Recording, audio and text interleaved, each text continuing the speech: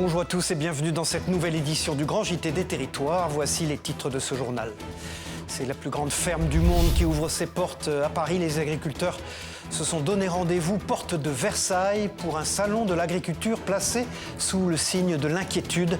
Des élus de la région Grand Est nous expliqueront pourquoi cet événement reste donc une belle vitrine du savoir-faire de nos régions.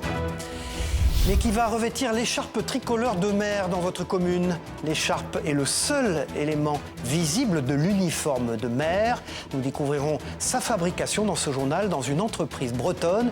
Et vous le verrez, le cahier des charges et les procédés pour la fabriquer est très pointilleux. Enfin, nous découvrirons en fin de journal une reproduction spectaculaire de la bataille de Waterloo. Plus de 22 000 figurines sont exposées, une reconstitution exceptionnelle de cette bataille à Versailles. Des images à surtout ne pas manquer en fin de journal. Je vous le disais il y a un instant, le salon de l'agriculture a ouvert ses portes ce week-end à Porte de Versailles à Paris. Un salon qui se tient dans un contexte plus que tendu, mais qui veut avant tout mettre en avant le savoir-faire de nos régions, bien sûr. Explication dans le Grand Est avec Vosges TV, regardez. Là, on est dans la maturation où on a les fuseaux lorrains qui mûrissent tranquillement. Voilà. Stéphanie se rendra avec une partie de sa production dans la plus grande ferme de France, le Salon international de l'agriculture à Paris. Elle est à la tête de la charcuterie Pierrat, basée au Tauly, une entreprise familiale qui perpétue son savoir-faire artisanal depuis plus de 120 ans. Cette nouvelle participation au Salon de l'agriculture, c'est de la notoriété en plus. La cerise sur le gâteau, c'est vraiment d'obtenir des médailles au concours général agricole.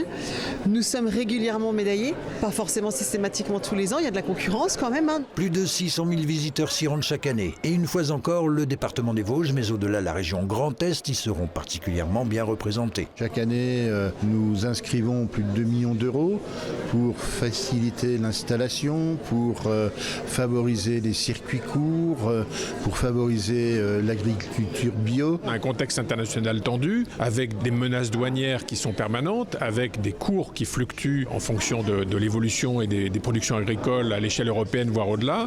On a des problématiques climatiques. Et malgré tout ça, il faut que l'agriculture, qui est une solution extrêmement importante pour la souveraineté alimentaire de notre pays, soit identifiée, soit vue. Enfin, et pour la première fois en plus de 60 ans, les bovins seront interdits de séjour sur le salon pour des raisons sanitaires liées à la dermatose nodulaire contagieuse. Mais certains éleveurs feront tout de même le déplacement. Il n'y aura peut-être pas les vaches à Paris, mais n'hésitez pas à prendre contact avec l'agriculteur qui est près de chez vous pour aller voir les vaches en situation et pour pouvoir échanger à Paris sur d'autres problématiques, sur d'autres réussites aussi de l'élevage français. Ils seront cette année 130 producteurs régionaux à tenir une soixantaine de stands, dont 14 Vosgiens, du 21 février au 1er mars à Paris, avec une journée spéciale Vosges le 25 février. Pour la première fois en plus de 60 éditions, il n'y aura pas de bovins pour ce salon de l'agriculture à cause de la pandémie de dermatose nodulaire. Mais ce n'est pas pour autant que les autres animaux n'ont pas fait le voyage vers la capitale. Voici donc la présentation d'ovins élevés dans l'Aube avec ce reportage de Canal 32. L'éleveur Victor Maman participe pour la deuxième fois au Salon international de l'agriculture. Il y présentera 2 béliers d'un an et demi, pesant plus de 100 kg, ainsi que 3 agnelles de race Île-de-France. Ils vont regarder le gigot, s'il est bien arrondi, s'il descend bien, s'il y a bien un côté bien rebondi. Évidemment, ouvert au public, chacun pourra venir voir et observer les différents animaux qui seront présentés. Il y aura des juges qui vont juger les catégories, qui vont expliquer leur choix au public. Pourquoi tel animal est premier, pourquoi tel autre est deuxième, qu'est-ce qui fait la différence d'un animal à l'autre. Et puis après, ça va être d'avoir un animal qui soit relativement long et relativement homogène. Puis sur la race Île-de-France, ce qu'on cherche en particulier, et qu'ils aient le chanfrein bien plissé, tête assez forte. À la tête d'un cheptel de près de 400 animaux, il prépare ses bêtes de concours avec une attention particulière.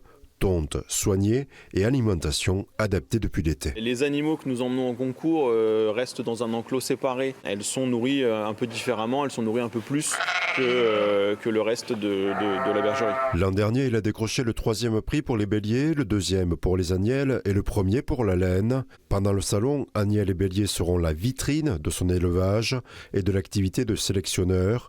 la ferme s'était lancée sur le marché de la vente d'animaux reproducteurs. Aujourd'hui, participer à des concours, ça nous permet de gagner en visibilité au sein de la race Île-de-France, de montrer l'évolution des animaux qu'on a dans notre bergerie aux autres éleveurs pour qu'ils voient ce dont on est capable aujourd'hui. Le passage devant les juges au Salon international de l'agriculture est prévu dimanche 22 février à partir de 14h sur le ring au vin du Hall 1. Victor Maman espère décrocher au moins une nouvelle médaille. L'actualité, c'est également les fortes intempéries qui frappent le pays depuis plusieurs jours. Des conditions météorologiques qui ont provoqué des crues historiques, celles de la Garonne, du Maine ou encore de la Loire. C'est le cas à Loire-Auxence, en Loire-Atlantique. Vous allez le voir, les agriculteurs ont même évacué leurs troupeaux de vaches pour les mettre à l'abri. Reportage de Télé Nantes sur place. Opération de sauvetage un peu spéciale sur la Loire. En prévision de la montée des eaux, des agriculteurs ont réalisé plusieurs allers-retours pour ramener ces vaches depuis l'île Mocquard où elles pâturaient. On a parqué les bêtes sur l'île et puis ensuite on les a montées sur le bac pour les amener ici. À quelques dizaines de mètres, les habitants du hameau de la Meilleraie se sont retrouvés les pieds dans l'eau. Si pour l'instant seuls quelques garages et les jardins se sont retrouvés inondés, l'eau pourrait encore monter d'une trentaine de centimètres au minimum. Pas de quoi faire peur à Pierre-Marie et Caroline qui habitent le hameau depuis une dizaine d'années. En général, la route n'est pas atteinte. Et là, c'est un peu exceptionnel parce que la route est atteinte et je crois que la dernière fois, ça doit être il y a à peu près 20 ans. On demande aux voisins s'il n'y a pas de besoin de monter les meubles ou les machines à laver ou les frigos, etc. sur des parpaings pour au moins ce qui est au rez-de-chaussée. Et puis, mais en fait ici, pratiquement tout le monde est déjà équipé et attend les crues et donc en fait il n'y a pas beaucoup de surprises. À Loire-Auxence, la crue a déjà conduit la mairie à évacuer 392 habitants de 9 hameaux. Une action préventive car le niveau de la Loire pourrait fragiliser la digue ces prochains jours. Parmi les sports de ces Jeux Olympiques d'hiver, on retrouve notamment le patinage de vitesse. Mais saviez-vous que cette discipline existe aussi en roller ? Beaucoup moins connue, la pratique compte tout de même de nombreux adhérents et des rêves olympiques. Écoutons le président du club d'Épernay dans la Marne au micro de l'Union, quotidien du groupe Procel, Lucie Soïka. Aujourd'hui, nous sommes là pour une course de roller de vitesse. Discipline très particulière qui est peu connue du grand public, mais aujourd'hui on a les JO et on a des patineurs de roller qui font les compétitions sur longue distance de piste. Nous, c'est le format compact roller en salle, piste de 80 mètres, où on lâche entre 6 et 12 patineurs en même temps sur un ensemble de 5 épreuves différentes. C'est une discipline qui demande à être olympique depuis 30 ans et qui, portée actuellement par les patineurs sur le patinage de glace, finira, nous le souhaitons tous, olympique, puisque c'est une discipline extrêmement spectaculaire. Nul ne l'ignore, le mois prochain aura lieu les élections municipales en France. Et lors d'événements officiels, chaque maire arbore une écharpe bleu-blanc-rouge. Je vous propose donc une immersion dans une entreprise bretonne qui fabrique cette fameuse écharpe. Reportage de TVR près de Rennes en Ille-et-Vilaine. Regardez. La voici l'écharpe officielle de maire, issue des ateliers Lemay de Saint-Grégoire. La pièce est réalisée à partir d'un tissu épais dit ottoman, avec une contrainte incontournable, le respect scrupuleux des 3 couleurs officielles de la République. On est fournisseur de drapeaux bleu, blanc, rouge pour énormément de mairies, pour l'Élysée, pour des ministères, etc. Donc il faut vraiment faire un travail sur ces couleurs-là pour obtenir exactement au niveau de l'impression le bleu, le blanc et le rouge officiel. Spécificité de cet article, le pic des ventes n'est atteint que tous les 6 ans, à la période des élections municipales. En plus, cette année, l'atelier Lemay doit écouler ses stocks d'invendus. On en avait énormément vendu pour les élections de 2014 et donc on s'est préparé en 2020 à en vendre autant. Et on a été coupé avec la crise de la Covid-19 qui nous a malheureusement fait fermer notre entreprise à ce moment-là. Et donc on n'a pas pu vendre comme on l'aurait aimé. Alors pour vendre ce symbole de la République, l'entreprise de 16 salariés en appelle au patriotisme des maires. Aujourd'hui, je leur demande de continuer à faire appel à nous, à une entreprise du territoire. On en a a beaucoup besoin en ce moment et pensez à faire travailler une PME bretonne de votre territoire. L'atelier Lemay réalise 20% de son chiffre d'affaires avec les articles dits traditionnels que sont les fanions, les écussons, les drapeaux ou les écharpes. Celles-ci, vous le savez, arborent à leurs extrémités des glands à franges, obligatoirement couleur or pour les maires et argent pour leurs adjoints. Et puis pour ces élections municipales, vous avez été des milliers à vous inscrire sur les listes électorales. De nombreuses mairies partout en France ont connu ces dernières semaines une augmentation du nombre d'inscriptions par rapport à 2020. Écoutons sur ce sujet 2 employés de mairie de Limoges au micro de 7 à Limoges, notre partenaire en Haute-Vienne, Lucie Montibus. On constate une montée en puissance des inscriptions sur la liste électorale et notamment des jeunes. On a beaucoup de jeunes des années 1998, 2000, 2005, 2007 qui s'inscrivent sur les listes électorales. En janvier, on a fait 1498 inscriptions. Et il y a 6 ans il y a 6 ans, on en avait 1000 à peu près sur le mois de janvier. Donc il y a vraiment une hausse des inscriptions pour ce scrutin précisément. À la fois, la personne peut s'inscrire en ligne. Donc ça fait quelques années que c'est en place et ça marche plutôt bien puisqu'on a 72% à peu près de personnes qui s'inscrivent par ce biais-là. On a aussi par voie papier, donc par courrier. On a des inscriptions qui nous arrivent par ce biais-là. Et aussi en présence physique, des agents peuvent vous accueillir et monter votre dossier avec vous pour vous inscrire.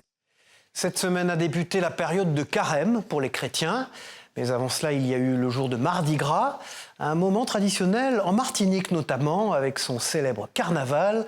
Notre partenaire ATV était sur place à Fort-de-France, au milieu des carnavaliers. Regardez. Fort-de-France voit rouge et noir. Mardi Gras embrase les rues foyalaises avec une marée humaine à chaque coin de rue. Déguisements, chants et bonne humeur sont bien évidemment au rendez-vous. Un moment attendu par beaucoup qui se démarque des autres jours gras de la semaine par son affluence. Je pense qu'il y aura énormément de monde. Comme le Mardi Gras, c'est généralement le jour où tout le monde descend. C'est le plus beau jour en fait. Mais c'est pas le jour pour les enfants. Une journée pour se lâcher et profiter ensemble. Les groupes à pied font leur entrée avec leurs plus fervents supporters. Mais quand un char passe, les carnavaliers le suivent forcément. On profite, on danse, on boit, on fait la fête, il y a le soleil. Parfait, parfait. C'est là où tout le monde se lâche. C'est le jour de l'année où on peut relâcher toutes les tensions, toutes les pressions. On décompresse.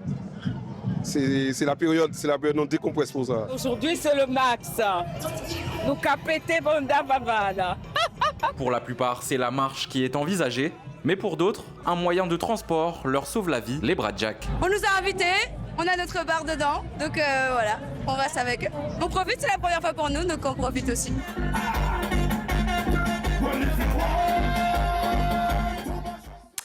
Et puis dans ce journal, une autre fête traditionnelle dans nos régions, celle des bœufs gras de Bazas en Gironde.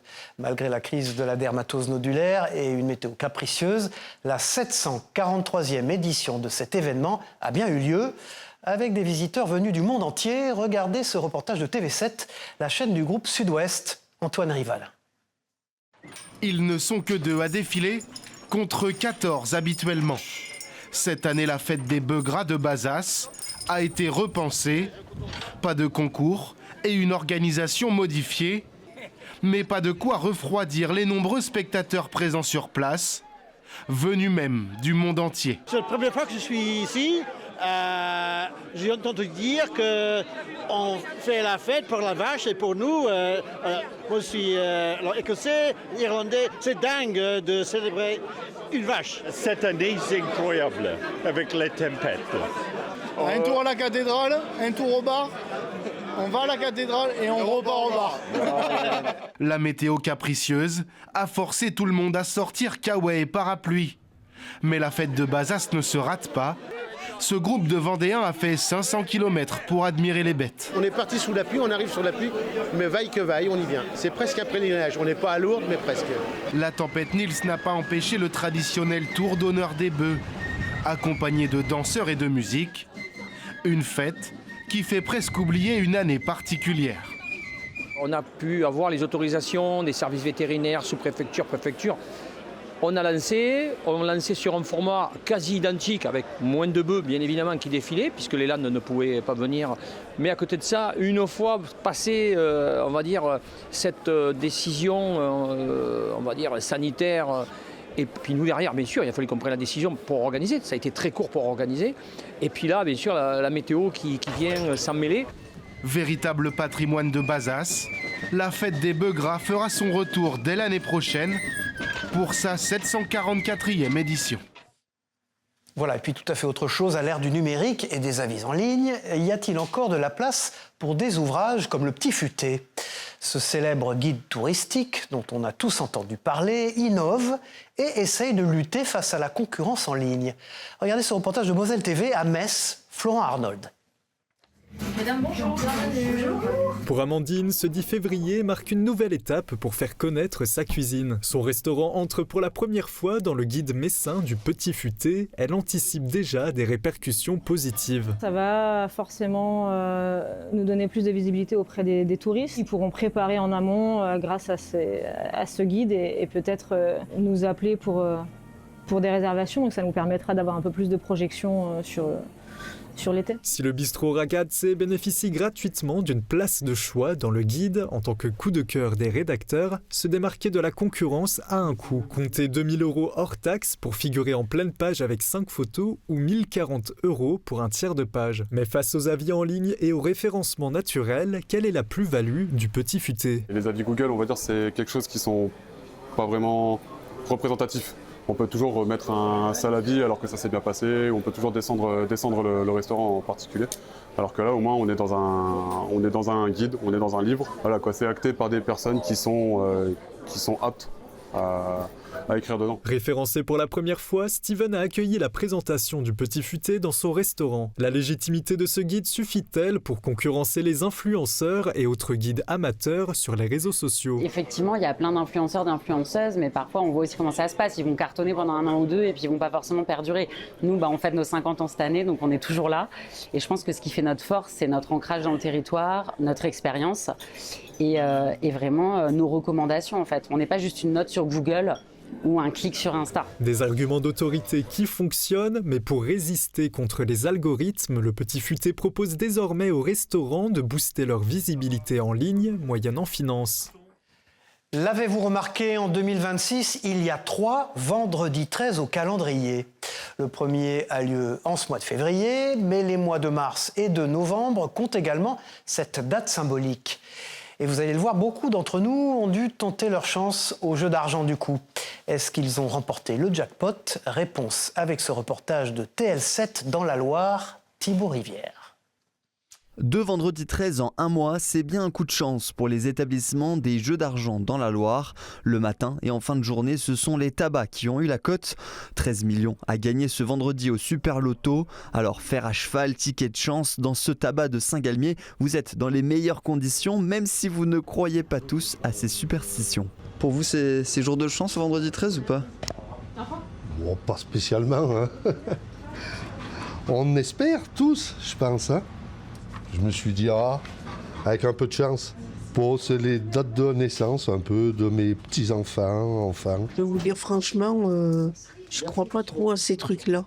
Mais enfin, si la chance est là, tant mieux. Hein. Oui, en fait, je suis peu joueur, donc il y a peu de vendredi 13, comme je joue que le vendredi 13, tout simplement. Cette hausse de la fréquentation fait bondir de 30% les recettes des tabacs. Et dans la Loire, on se doit d'être chanceux. Depuis novembre 2019, le numéro 42 est sorti 111 fois et se place 12e des numéros les plus tombés.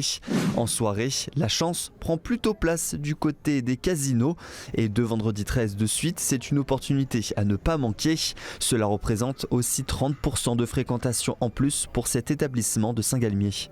Une soirée d'inauguration du mois de la chance qui a lieu ce soir avec toute une animation musicale prévue, des tirages au sort pour gagner 3 000 € de cadeaux. Et on a également le mois de la chance qui démarre ici. Un vendredi 13 février, la dernière fois c'était donc en 2015, la veille de la Saint-Valentin. Espérons aussi que cela rime avec chance, côté finance comme côté cœur. Voilà, et puis tout à fait autre chose dans ce journal, un lieu emblématique de notre patrimoine, le mémorial Charles de Gaulle est en grande difficulté. Depuis plusieurs années, sa situation financière se complique et le département de Haute-Marne a décidé de ne pas laisser tomber ce monument. Explication avec Puissance Télévisions, Janice Gallard et Célia Richard.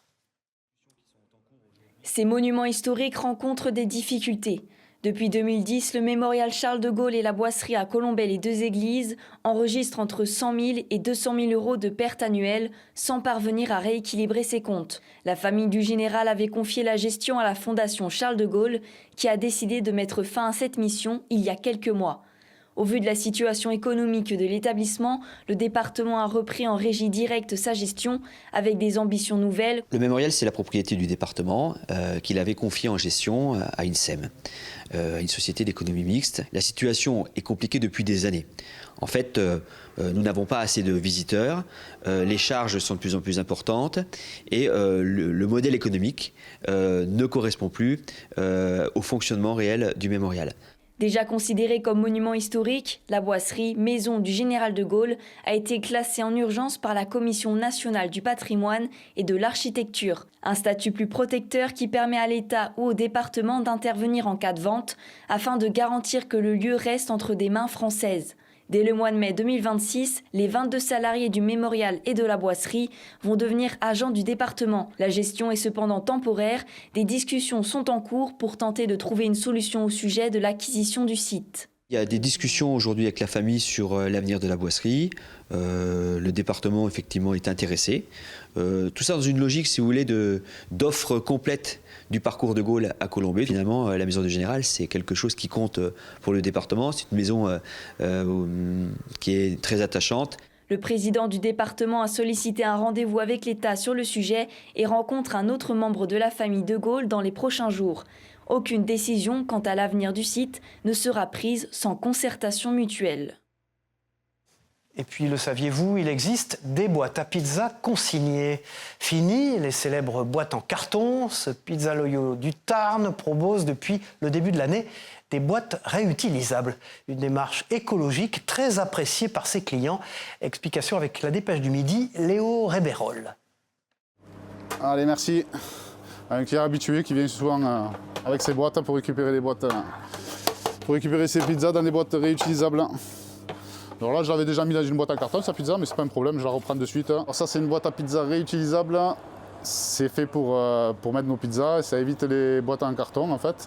Les clients me la ramènent, je mets la pizza dedans et ils la récupèrent chez eux. C'est eux qui la lavent, un coup de lave-vaisselle ou un coup de chiffon et c'est reparti pour un tour. Bon appétit, à la prochaine. Ciao, bon app. Et puis de l'histoire maintenant dans ce JT avec une reconstitution exceptionnelle de la bataille de Waterloo, un moment historique qu'un passionné a décidé de recréer, donnant vie à une maquette d'envergure avec pas moins de 22 000 figurines. L'œuvre est actuellement exposée à Versailles et TV78 nous propose de la découvrir en exclusivité. Regardez. Cette grande maquette de la bataille de Waterloo, c'est celle-ci. Elle mesure 100 mètres carrés et on peut y observer 22 000 figurines peintes à la main. Pour la réaliser, Jean-Pierre Leclerc a mis 40 ans. Ce n'était pas prévu au programme. C'est une petite maquette qui s'est agrandie à travers l'espace et à travers le temps. C'est une chronologie en fait, matin, après-midi et soir. J'ai figé des phases importantes du déroulement de la bataille. Il y a 4 phases importantes. J'ai représenté l'attaque de Hougoumont, château de Hougoumont par Jérôme Bonaparte. Et grâce aux gravures et documents et plans originaux qui m'ont été fournis, la charge du maréchal Ney, essentiellement racontée par Victor Hugo dans Les Misérables, la contre-charge anglaise et l'arrivée des Prussiens. Il y a un panorama de 1 km. Alors si je devais représenter l'intégralité de la bataille à l'échelle, j'aurais besoin d'un terrain de football. Jean-Pierre Leclerc sera présent tous les jours pour présenter son œuvre et l'exposition est visible jusqu'au 15 mars 2026. Et puis je vous propose maintenant le portrait d'un supporter pas comme les autres. À seulement 4 ans, Eden est un fan absolu du club de basket du Mans. Présent à tous les matchs, cet enfant donne beaucoup de voix pour encourager ses joueurs préférés. LMTV Sarthe a pu le suivre lors d'un match de son équipe. Regardez. Pour Eden, 4 ans, venir voir un match du MSB, c'est presque sa récréation. Tango, du short au maillot, le jeune garçon est devenu une coqueluche à Antares. Guillaume, il fait comme toi là. Terrain de basket. Il met un micro comme toi quand je parle à la télé. T'es chaud toi. Ça va Jordan? Ça va fort? T'as beaucoup de barbe. J'ai beaucoup de barbe? Ah oui? Il y a plusieurs personnes à Antares qui commencent à reconnaître Eden. Alors c'est toujours bienveillant, c'est top. Et puis c'est vrai que lui, ça lui fait aller vers les gens, donc non, c'est top. Toujours accompagné de ses parents, Eden connaît tous les joueurs du MSB. Un trailer, un travail, un station. Ce qu'il préfère. Tu viens me voir pour faire un check. Allez Bastien. Cette passion n'est pourtant pas un héritage familial. Ouais, c'est à cause de lui. On n'est pas branché basket plus que ça à la base. On venait voir des matchs du MSB déjà à l'époque. Mais à force de venir une fois au basket avec Eden, c'est la première fois en fait que ça l'a canalisé. De fil en aiguille, on est revenu une deuxième fois, une troisième fois. Et depuis, la famille suit les matchs à l'extérieur comme à domicile. Je crie tout le temps, on met de l'ambulance. Comprenez, de l'ambiance, et ce mercredi contre Galatasaray, il a donné de la voix. Et malgré cette énergie, Le Mans est tombé contre ces Turcs. On gagne des fois on perd. Un jeune supporter qui accepte la défaite et continue de soutenir son équipe préférée. Voilà, au revoir, c'est la fin de ce journal. Merci à vous de l'avoir suivi. On se retrouve très vite pour une nouvelle édition du Grand JT des Territoires. Au revoir à tous.